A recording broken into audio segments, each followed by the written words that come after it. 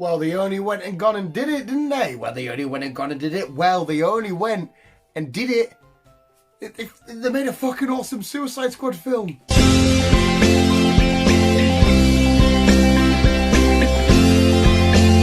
Yes, hello visuals, welcome back and welcome back to your spoiler-free The Suicide Squad film review. Come back tomorrow for mine and Chris's entertainment podcast where we are going to do a spoiler-heavy, spoiler-free, tomorrow spoiler-heavy review of The Suicide Squad. But oh my god, you might be thinking, what do you mean they finally did a good film? There's only been two. And yes, that is correct. But I count Birds of Prey as a somewhat suicide-esque sort of film.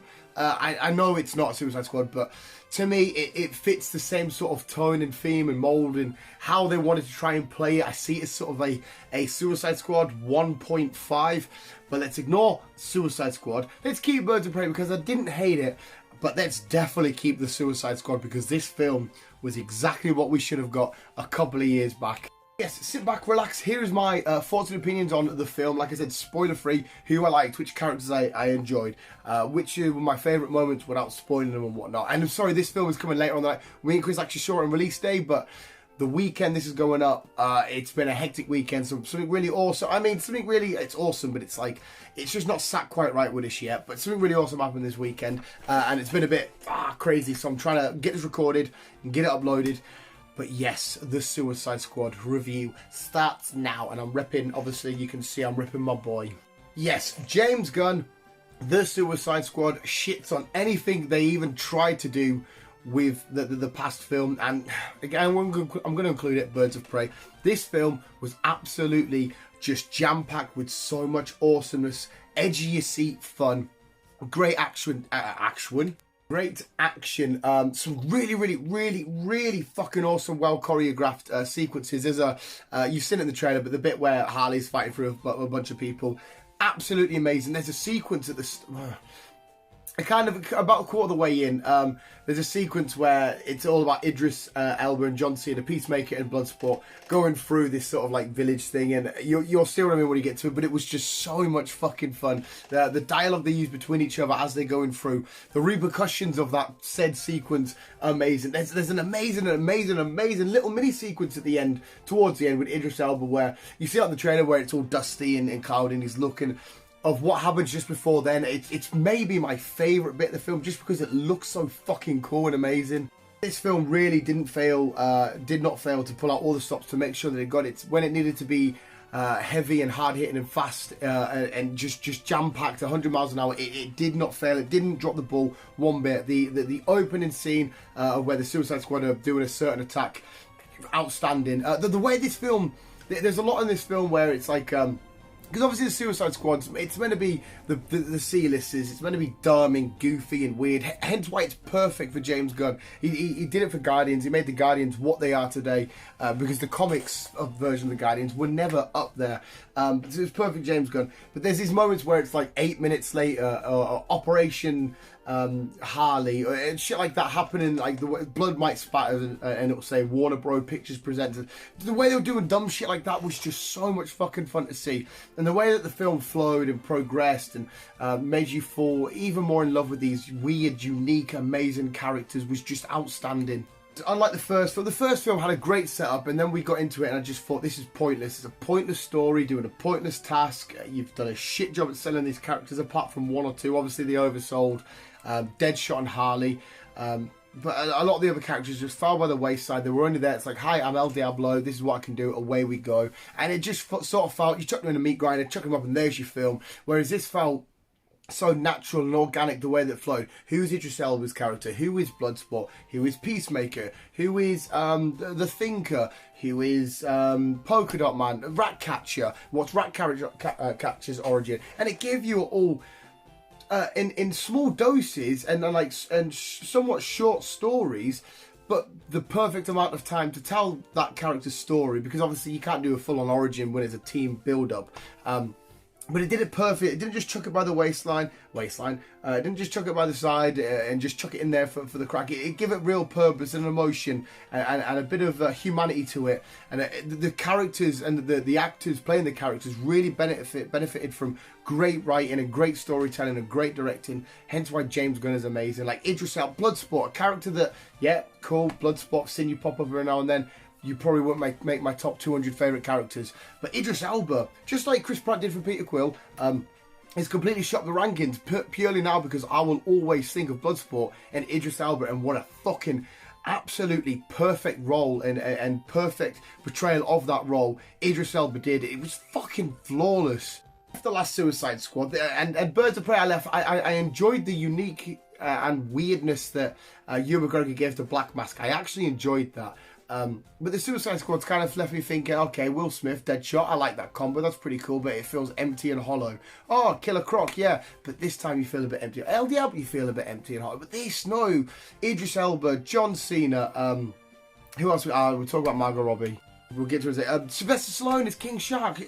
All of them just felt so organic and natural and amazing. And again, Peacemaker, another character. Yeah, I don't think I've ever actually read anything of his. I mean, I've seen him, I know who he is, but off the top of my head I can't remember. If I have, it's down. But John Cena, I know I'm being biased because John Cena is one of my favourite people in the entire world, but he was fucking born for this role, and the way that James Gunn's written it, John Cena was amazing to play, and his acting skills is coming on so much fucking better. He's doing such a better job at acting because, yeah, when he first comes acting, yeah, okay, cool, a bit corny, a bit cheesy, did like the fast films, and what's the one with Mark Wahlberg, Daddy's Home 2 and all that shenanigans, and it was a bit okay, but he's getting better and better and better, and he was outstanding. His time and his comic relief in this film was so good, and I can't speak high enough about Idris Elba. Sylvester Stallone as King Shark, just a disguise, his mustache and like a hand, it was so cool.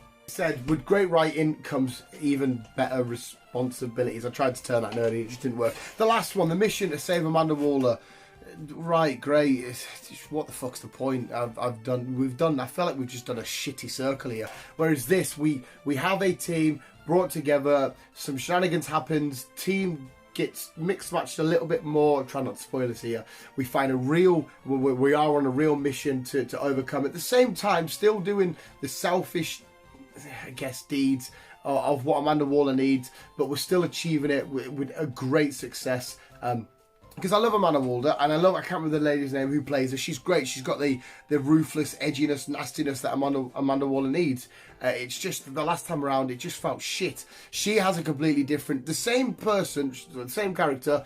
Again, the edginess, ruthlessness, whatever. Well, not edginess, but ruthlessness, and just get the job done. But at the same time, she has her little moments here and there, and a certain little moment at the end, which is a bit like that was fucking awesome. Didn't just try and chuck the humour down your throat.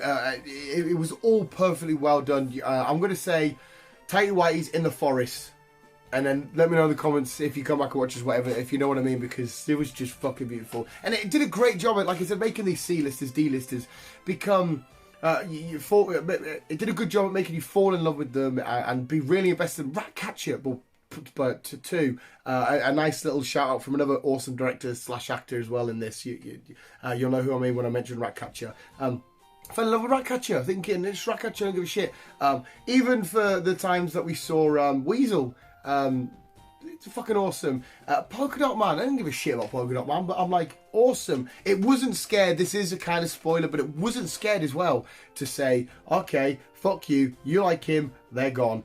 You like her, they're gone. It didn't shy away from being extremely brutal and upfront and just hard hitting and just being like, oh shit, you went there, you did that. And like I said, beautiful sort of twisty twist. And I'd definitely say for the credit scene, because there is a credit scene. Of course, because we've got, not to spoil anything, we do have a Peacemaker series coming, and a certain thing happens, and you're like, oh, so is the series, the 8-part series written by James Gunn, going to be before or after this film? This all gets answered for you and stuff. But yeah, everybody was amazing. Margot Robbie, I still cannot stand her as Harley Quinn. I know I'm probably in the minority there, but Margot Robbie is a fantastic actress. I'm not slating her whatsoever. She is great at what she does. I see straight through that. Hi, I'm Harley. You saved me, and it's just like it's cringy. I see right through it. Shit. I always go back to this argument, and I don't actually know if it's fair to compare. Heath Ledger as the Joker. I do not see an actor trying to play a madman. I see a madman. Harley Quinzel, Dr. Harleen Quinzel, arguably probably more crazier than the Joker, but yet all I see is a girl trying really hard to play this. Sweet talking, hey, New York, Harley Quinn, you know, and it just sees straight through it, and it's tacky and cringy and horrible. But I will also say, on her defence, this was the best attempt at her Harley role I've seen, because she wasn't shoved down our throats. It wasn't the Harley Quinn show. It wasn't just, we've got this big, vibrant, amazing character, everybody's going to love her. There you go, there you go. She felt very secondary, at least to me in this. This, to me, felt like the Bloodsport Idris Elba show. And you know what? Going forward in our Suicide Squad franchise, whatever they plan to do next, I hope we stick by him. I don't know if they will because of the ending. Again, I hope I didn't spoil that, but I guess kind of that's a little bit of a spoiler. He was phenomenal. I can't state enough how amazing Idris Elba is. What a fucking godsend that man is. He gave me so many laughs. His interaction with like Peacemaker and King Shark, Polka Dot Man, seeing Rick Flag. I fell in love with Rick Flag.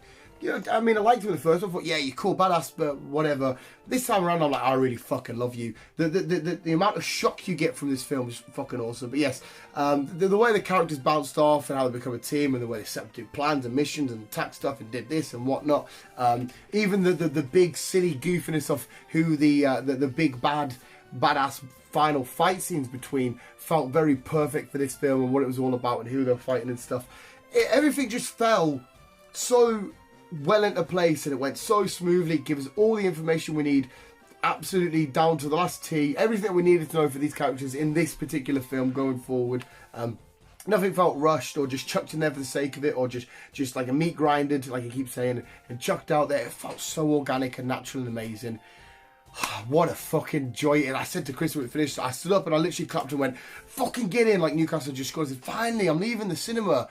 And I'm buzzing with a Suicide Squad film that we've got. It's so lucky that Disney, in a weird way, fired James Gunn for a brief time, because when they find him, DC picked him up. If they never find him, we might not have got this, and we might not have got this amazing Suicide Squad film that we got. And truly, I think as fans, we deserve, because of the shit show we got a couple of years back. Not that I want anybody fired, but it was kind of a weird blessing in disguise, I feel like. Because I'm pretty sure DC did pick him up right after Marvel and Disney let him go. I'm sure it was because of the tweet incident. Of course, I won't say where, when, who, what, how, why, because I'm not even sure this is true. James Gunn's brother, I can't remember his name, something Gunn, who's obviously in the Guardians as a Ravager. He makes an appearance in this, and I'm fairly certain. Again, I've only seen it the once as we speak. I will be seeing it a few more times, as I always do with the big comic book films that come out, and to be fair, a lot of other films. I'm pretty sure he was Calendar Man. We saw him in a jail cell, and he had stitches on the top of his head.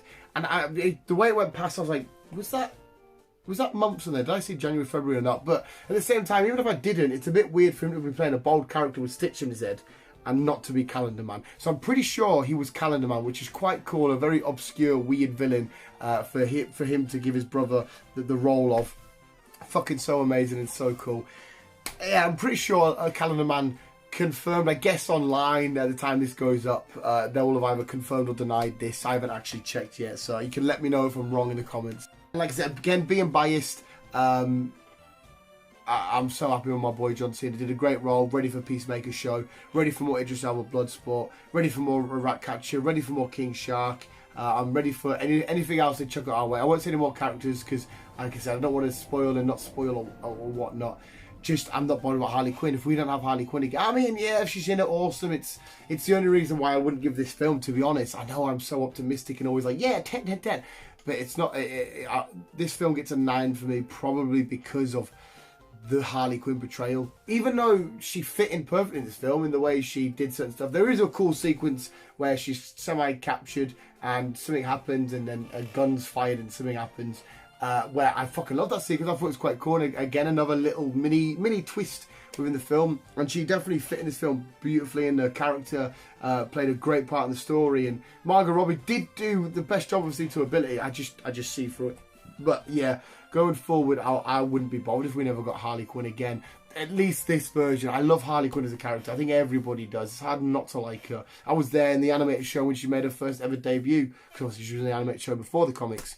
I would be very I can't get my words out, sort of weird story things. I wouldn't overly miss this particular Harley. I'd be happy to try again at some point in the future, but at the same time, it's not a complete, you know, it's not like, oh no, I'm not doing that because Harley Quinn annoys me. It's not even that she annoys me, when I see an iconic, which is now, you know, she's not even that old of a character, but an iconic role like that, a great role like that, it is immediately iconic between just casual fans and comic book fans. So it just annoys me personally a little bit. But again, I'm in the minority there anyway. I know for a fact I am. But yes, Suicide Squad, Idris Elba, John Cena, amazing. You will fucking love it. Do the usual round off, the usual weird visual guy round off. Ridiculously funny, well written, well directed. Beautiful sequences. Great character development. Great portrayals of characters. Great way for us to fall in love with these weird, obscure C-listed characters. Great way to tell an amazing Suicide Squad story, and just an amazing hats off to everybody involved for giving us a perfect Suicide Squad film. You will thoroughly enjoy, you will not regret, and I reckon at least 90% of you will all say that is fucking awesome, way better than the other shit. Let's just ignore Suicide Squad. We'll keep Birds of Prey, because obviously it's not really Suicide Squad anyway, but this will be our number one, personally. There we go. That was my review for the Suicide Theatre for the what, damn?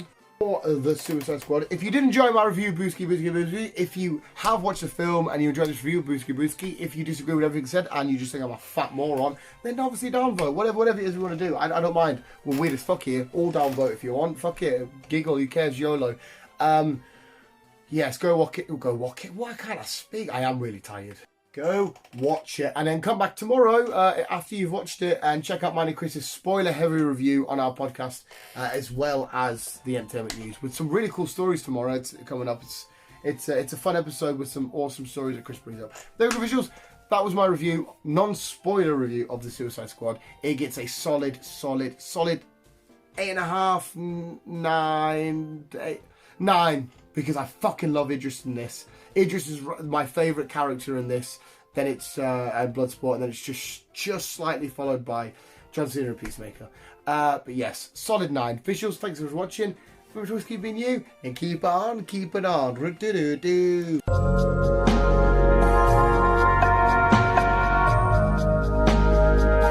I mean, John Cena was supposed to be in this film, but I couldn't see him once.